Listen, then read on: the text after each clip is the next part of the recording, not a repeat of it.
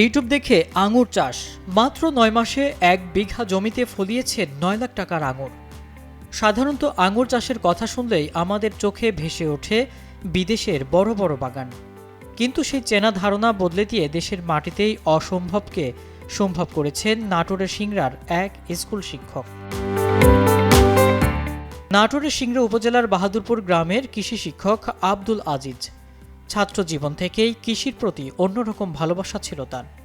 পটল, ড্রাগন আর আপেল কুলের পর এবার তিনি হাত দিয়েছেন আঙুর চাষে। বসুন্ধরা টিস্যু, অশুদ্ধতার বিরুদ্ধে এক বিন্দুও ছাড় নয়। মাত্র ৯ মাস আগে বাড়ির পাশে ১ বিঘা পতিত জমিতে শখের বসে কয়েকটি আঙুরের চারা রোপণ করেছিলেন তিনি। আর চাষির সব কৌশল শিখেছেন জনপ্রিয় ভিডিও মাধ্যম ইউটিউব দেখে। শিক্ষক আজিজের সেই শখের বাগান এখন পুরাই বাণিজ্যিক রূপ নিয়েছে। বাগানে পা রাখলেই দেখা যাবে চোখ জুড়ানো থোকায় থোকায় আঙুর ঝুলছে। তার বাগানে এখন দোল খাচ্ছে বাইকোনোর, সামার রয়্যাল, গ্রিন লং এবং ব্ল্যাক ম্যাজিক নামের বিশ্বমানের আঙুর। শুরুতে মাত্র ৪টি চারা থেকে গাছ প্রতি ৭ থেকে ৮ কেজি ফলন পাওয়ায় তার সাহস আরও বেড়ে যায়। আব্দুল আজিজ জানান, সঠিক পরিচর্যা করলে আমাদের মাটিতেও মিষ্টি আঙুর ফলানো সম্ভব।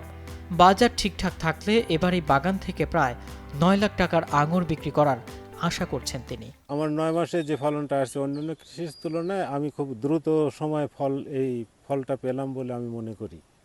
অন্যান্য ফসল চাষ করলেও এত দ্রুত, এত শর্ট সময়ে এত বড় একটা অ্যামাউন্টের কোনো কৃষিপণ্য কৃষকের যে হাতে হস্তগত হবে, তো তার চাইতে মনে করেন যে এটা বেশি আমার মনে হয়। কম পরিশ্রমেই ফলগুলো আসছে, তাতে দেখা যাচ্ছে যে মোটামুটি ভালো একটা অ্যামাউন্টের ফল হবে বলে আশা করতেছি।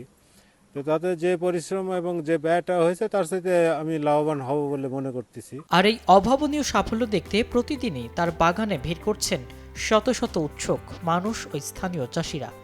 অনেকেই অনুপ্রাণিত হয়ে তার কাছ থেকে চারা ও পরামর্শ নিচ্ছেন। আমাদের এখানকার একজন স্কুল শিক্ষক আছেন আব্দুল আজিজ, উনি শখের বসে আঙ্গুর চাষ শুরু করেন গত বছর, কিন্তু এই বছর আঙ্গুরের ফলন এত বেশি হয়ে গেছে যে তিনি এটাকে বাণিজ্যিক আকারে রূপ দেওয়ার চেষ্টা করছেন।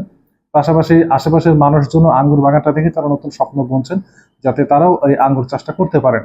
এই ব্যাপারে আমার উপসহকারী কৃষি কর্মকর্তা বৃন্দ নিয়মিত ভিজিট করছেন এবং মানুষদেরকে উৎসাহিত করছেন। শিক্ষক আজিজের এই সাফল্য প্রমাণ করেছে একটু ইচ্ছা আর সঠিক পরিকল্পনা থাকলে দেশের মাটিকেও সোনার খনিতে রূপ দেওয়া সম্ভব।